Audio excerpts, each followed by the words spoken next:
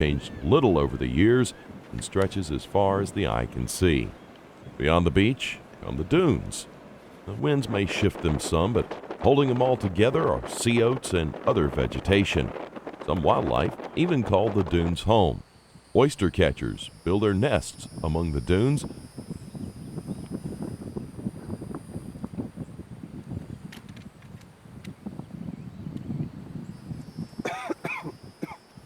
Threatened loggerhead and greenback turtles emerge from the Atlantic each year to lay their eggs, cover them, and return to the sea.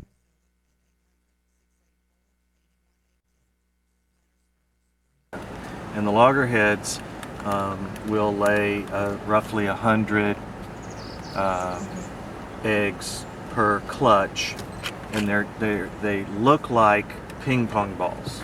Okay, the leatherback, which is, dwarfs a loggerhead, is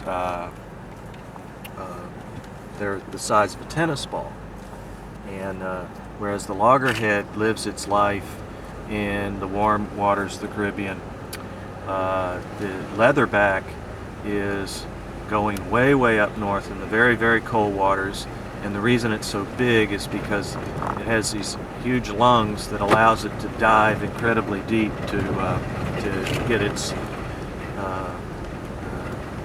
good stuff to eat. So it's an amazing adapted animal to its very different environment, but still comes down to the warm waters and sands to lay its eggs, as has done for thousands of years.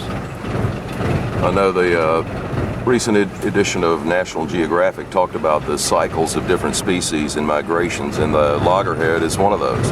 Yes, yeah. And they're unfortunately endangered because of fish nets and all the other hazards that are out there. Well, and officially the loggerhead is its status is threatened and not endangered, and that's a kind of a slight difference, but still definitely a protected species, and so it's our responsibility as land managers to do all we can under the law to not only protect the species, but also help them along to propagate, and so therefore that they can come back and come above the threatened status, so that they'll thrive and survive. In most cases, the eggs hatch in about 60 days, and the small, delicate hatchlings who are lucky enough to survive make their way back to the ocean. Now, as of May 26th, 51 sea turtles made their way onto Cumberland to lay their eggs. Now, with about 100 eggs per nest, that means 5,100 eggs so far this season. Now, of them, only about 70 hatchlings will reach maturity. The salt marsh playing a major role in the island's ecosystem. At low tide, the muddy, exposed ground may appear to move, but that's just fiddler crabs moving about looking for food. Other animals, of course, prey on them.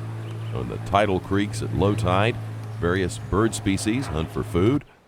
Marshes also provide home to microscopic organisms, which are the first part of the food chain for other creatures, which are next up the line.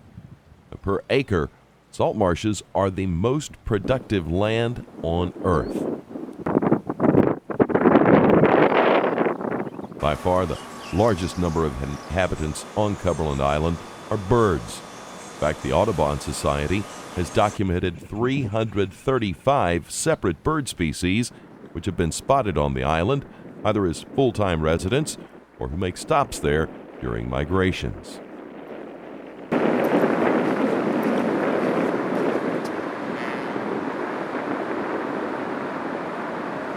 Beyond the dunes and salt marshes, you'll find maritime forests.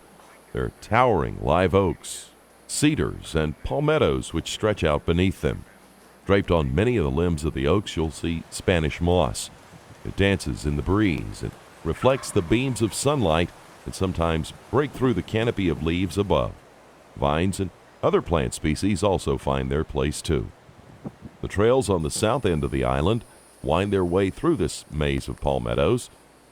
At Sea Camp, the various sites are ringed by the pointy green plants. The live oak trees provide a living roof, if you will. Each site at Sea Camp offers picnic tables, a fire ring with grill, a post for tying up gear, and even a food cage. Although there are no bears on Cumberland, the pesky raccoons have a knack for getting into food, coolers, and pretty much anything else they want. At Sea Camp, there are cold water showers and bathrooms, a sink for cleaning dishes, and potable water. And the gorgeous beach there is accessible by a boardwalk. There are other camping opportunities as well further to the north. Cumberland has since added showers and bathrooms to the Stafford campsite area.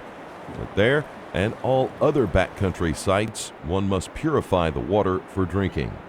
If you may not be accustomed to camping and would just like to see the sights on the south end, day trips are a worthwhile experience. The Park Service has guided tours of the area around Dungeness, or you can make your own discoveries with a self-guided walk across the grounds. The cemetery, where Patriot General Light Horse Harry Henry Lee, who was the father of Confederate General Robert E. Lee, was buried.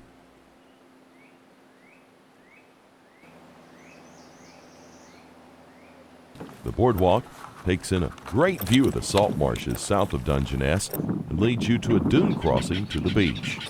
There are some parts hiking through the dune complexes where you're allowed to. It almost looks like something you would see in a desert. Hydration, again, an important part of trekking out here on Cumberland Island. As you see up ahead, some of the high dunes that are visible on the ferry on the way over. And out here,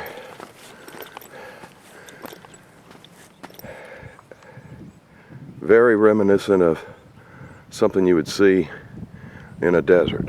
You can make a round-trip walk up to Sea Camp Beach and then back across the island to the Sea Camp Visitors Center. There each afternoon at 4 p.m., the Park Service offers viewings of a spectacular video of island life found in less accessible areas.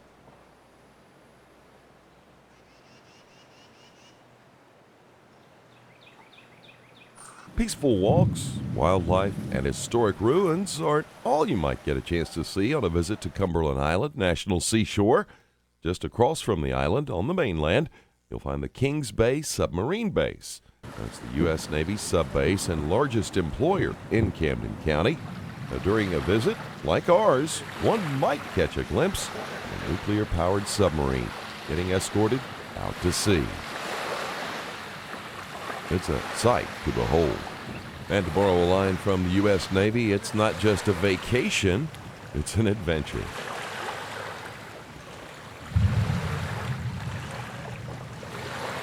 For campers, space is limited, so I encourage you to make reservations early. The details are all available online through the National Park Service website at nps.gov.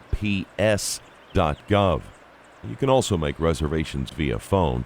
The daily use fee is just $4, and camping fees range from $4 per day at Sea Camp to $2 per day for the backcountry sites.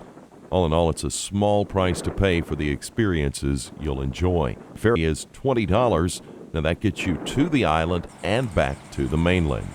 The second and fourth Sundays each month, the Park Service does a tour up to the Plum Orchard Mansion. Now that's a very worthwhile experience. In fact, we'll be taking you there as well on a future episode.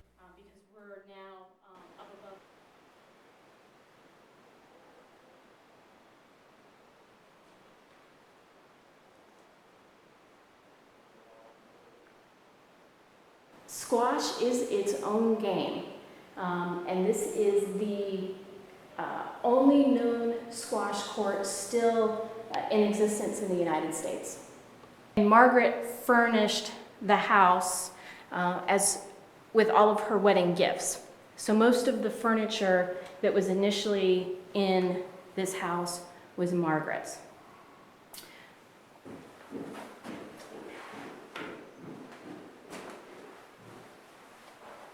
We're now standing in the kitchen, and the last piece of restoration we need to do to the house is to repair the kitchen and the floor. We had some termite damage, and so you'll notice that the floor is slumping. But the stove and the kitchen sink are the originals to the house. It was initially a wood stove and then was converted to coal. And again, you'll notice the clawfoot tub, the heated steam rack for the towels, and the ornate tile, and the gold filigree around the tub and the tile. Our limited time doesn't come close to covering all that's here on Cumberland Island. For those of you who would like to make a more refined visit, you might want to also check out the Grayfield Inn. Now, it is the only bed and breakfast on the Isle. It's operated by descendants of the Carnegies. A private charter takes guests to the Grayfield from Fernandina Beach, Florida. And if you would like to get more details about Grayfield, head online to grayfieldinn.com.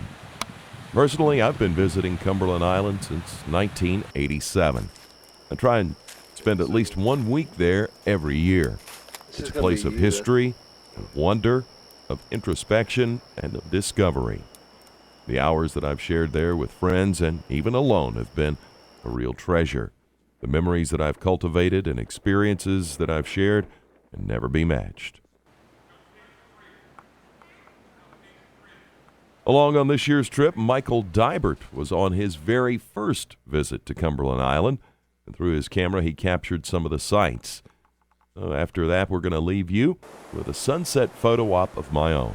Hey, if you like what you saw, let us know. Give us a call at the studio, 923-3416, or you can write to me at todd@warnerrobbinspatriot.com.